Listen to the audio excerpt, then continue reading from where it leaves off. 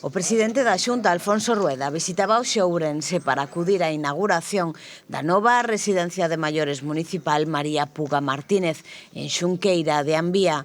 O novo centro asistencial ofrece un total de 50 prazas para veciños e veciñas da comarca e creará 30 postos de traballo. A xente hai que coidala, dende que nace ata o final da súa vida.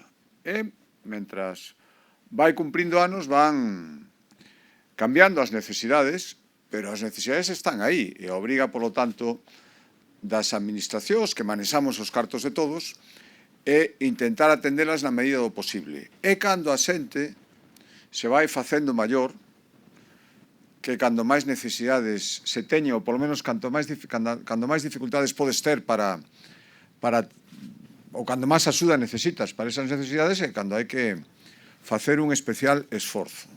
O proxecto contou cun investimento de 1,7 millóns de euros froito da colaboración entre a Administración Autonómica e a Deputación de Ourense.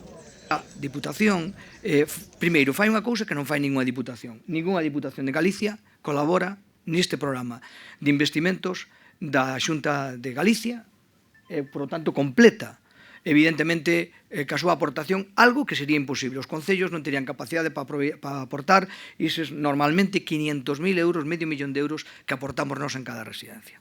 E entón, eso é así, e creo que se debe reivindicar. Debe se reivindicar como unha realidade e como unha realmente aposta firme da Deputación para complementar estes servicios, e debe se reivindicar como un claro exemplo de colaboración ca Administración Autonómica, titular da competencia, pero a que temos que axudar entre todos.